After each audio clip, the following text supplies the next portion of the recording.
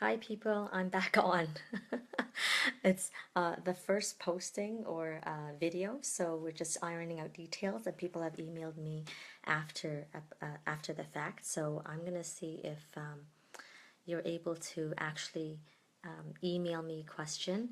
I did have one after the fact about having an IVF where there are multiple embryos.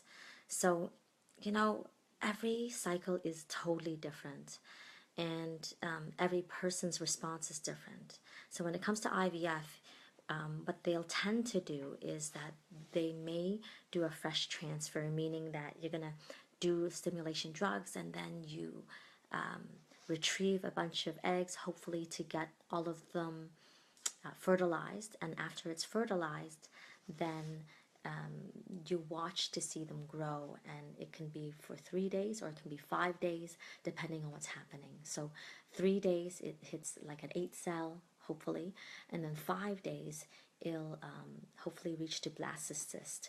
And sometimes when they have enough embryos, they'll collect them and they do genetic testing on them, but of course that costs you more money. And after which then you go either for a fresh transfer, or they freeze all the embryos, and when you have less drugs in your system, let's say the next menstrual cycle, then they prepare your lining when there's a little less drug after all the stimulation. And through more and more research, they see that people going through frozen embryo transfers, they have a better success rate. And just so you know, frozen embryos do work.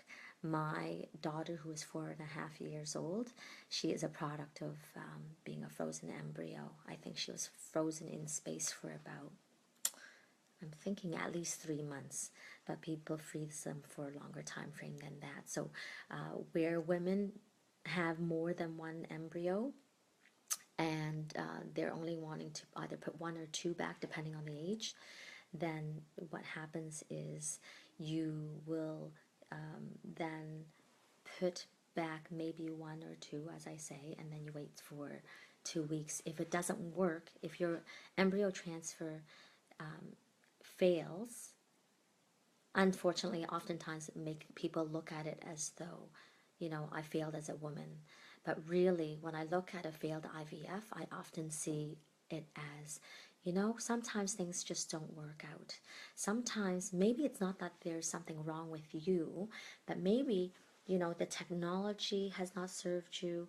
So you really need to revisit it and not let it get you down. And if there are embryos left, then there will be subsequent frozen embryo transfers, and they may or may not work, even when they look perfect. And in fact, sometimes I find, they'll save the best ones and they'll put them in right away. But then when it dwindles down to like the last one, we're like, I don't know if I want to put them in because it doesn't look so good. And that is actually the one that can make it to a baby. And if you look at it like this, I always equate it to when you buy like organic fruit, like an apple. So you go to the supermarket and you'll see when you look at an organic apple, it doesn't necessarily look really good. But if you look at that, chemically pesticide-ridden apple, it looks perfect. It's like perfectly shiny and waxed. But when you taste the difference between the two, what you'll find is, the organic one is like juicier and tastier. And oh, that's great, Margaret. I'm glad you're listening. Anyway, so if you have any more questions, please feel free to type it in. The point is, when it comes to embryos, the quality of embryos, you really don't know. They visualize it through a microscope. They'll look at it and they'll grade it. But at the end of the day, nature wins and says, this is it or this is not it. And it's really sucky when it doesn't work, but you just, there's only so much we can control nature, and unfortunately, that is fact.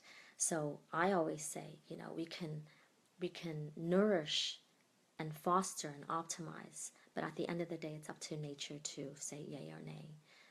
And when it comes to looking at how many IVF cycles, well, unfortunately, people often think that, the more intervention I do, the more I'll succeed.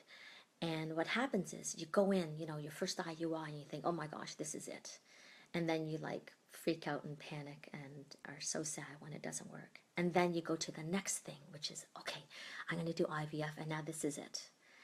And then when that doesn't happen, you freak out and flip and always wonder what's wrong with you. And sometimes it's just still back to the overlying thing where sometimes it just doesn't work, and it doesn't even mean that anything's wrong.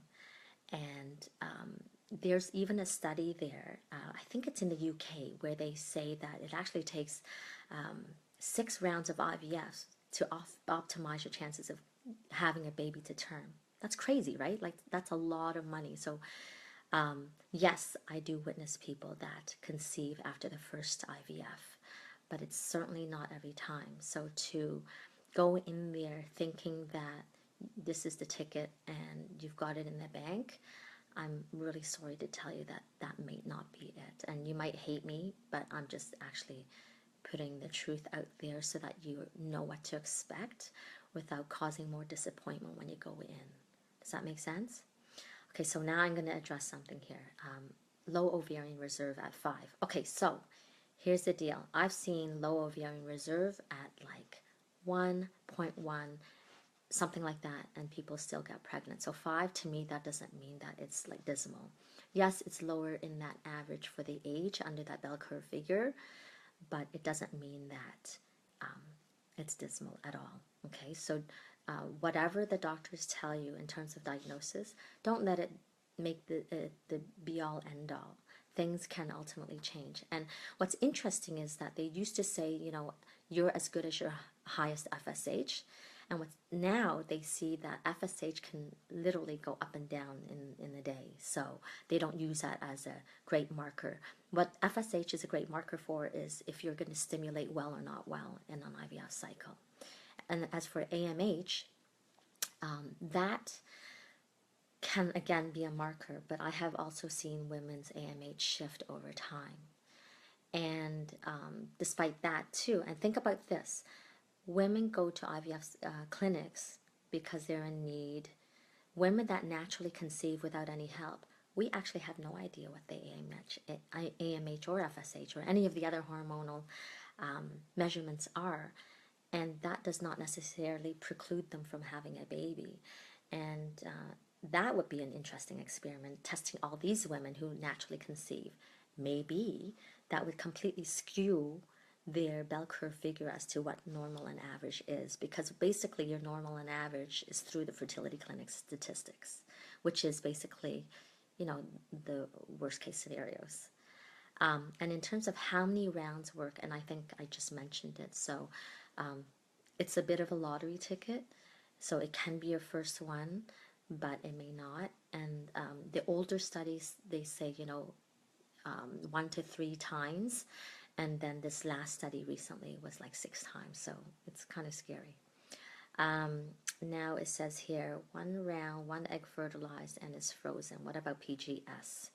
So typically, I don't find people will do PGS on 1 fertilized egg, just because if it's going to cost $5,000. Oh, by the way, PGS means pre-implantation genetic screening. So when they test the embryos to see if it's chromosomally normal, then that means that it's a higher chance of conceiving because, of course, it looks normal.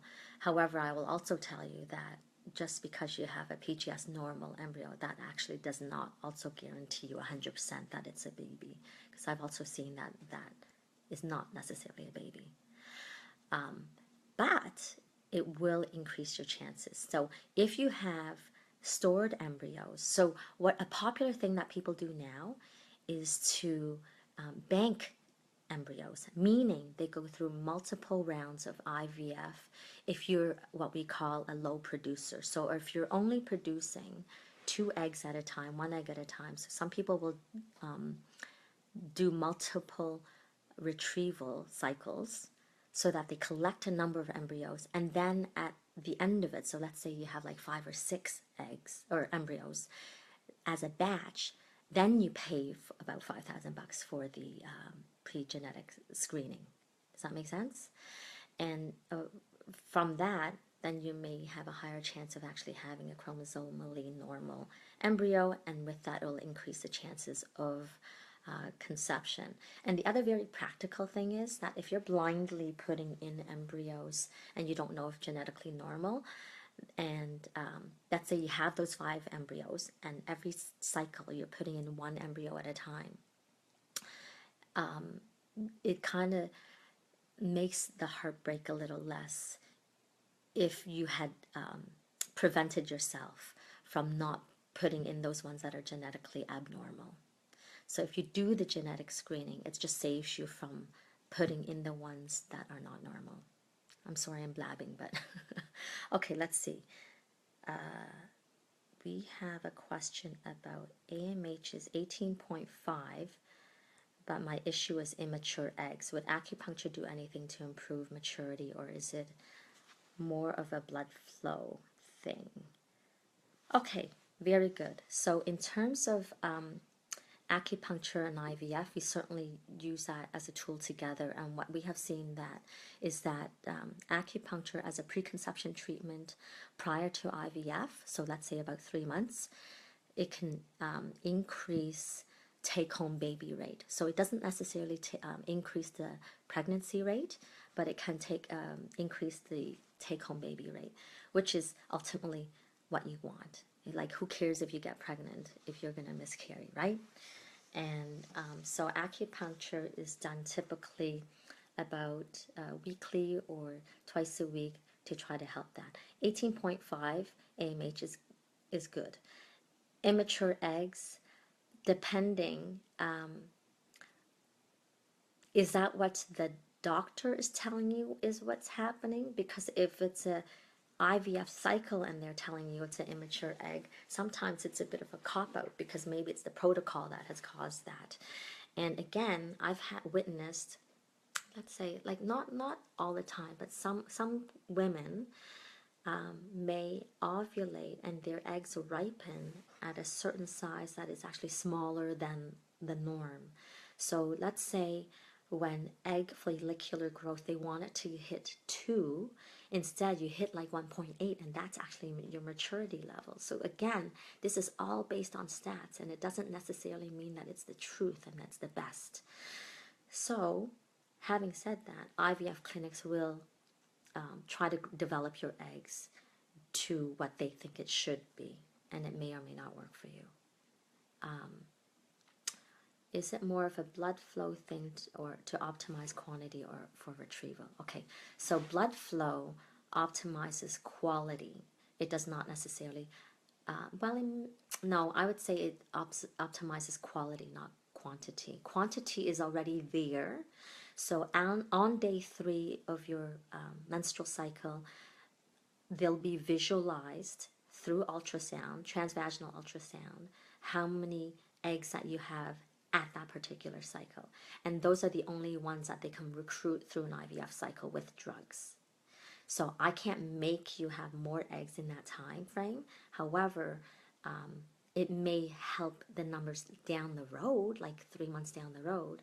So, but in that particular cycle, we can increase the blood volume, which increases oxygenation and nutrients, which may also help to drive the hormones that you are injecting into your body to help develop the egg and hopefully maximize the number of eggs that are being retrieved. So someone else is here. I would wait for next round, then bank them. Low producer. Oh, good. Okay, so I'm sorry, not good that you're a low producer, but good that you're actually banking. So that's great. Multiple retrievals at age. Okay. All right, so I think I answered your question, Margaret. Absolutely. I think you're doing a really brilliant thing by banking embryos at this time. However, if you're in between cycles, a couple of months is not going to kill you. And in fact, I'm going to say that take the time, instead of like freaking out and doing back-to-back retrievals, I would say allow your body to recover. It's not like you're ancient by any means, okay? So they're going to come from a perspective is every month counts, and I'm going to tell you that every month counts by what you do also to your body. So if you're taking the time to help with preconception health, so again, in what you eat, how you be in life, like if you're miserable and you're suffering from all the hormones that you've been taking and you don't feel like yourself anymore, and you push yourself to the next round, I don't know. I don't think you're going to optimize your chances. I would say it's probably better to wait a cycle or two, get yourself back, maybe do a cleanse in between, and feel better again, and then restart another cycle. Then you'll optimize your the health of your eggs. Now, Carly, yes, 3 IVF cycles with 3 different protocols. Yes, okay, so this is very, very common, unfortunately. And what happens is, and I've actually experienced this myself.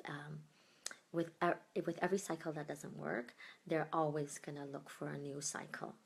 Meaning they'll do a slightly different protocol, either a long cycle or a short cycle, using different drugs, different dosaging, and again, there's only so much a doctor can know because everyone responds differently. So unfortunately, this is becoming a very expensive science experiment. And guess what? We're the one that pay. Yes, if you're in Ontario, there's one funded cycle. But what I find interesting with that nowadays is that just recently I'm learning out through my patients is that they're actually less monitoring, it seems, by most of the clinics if you go through a funded cycle versus if you pay privately out of pocket, you get more service.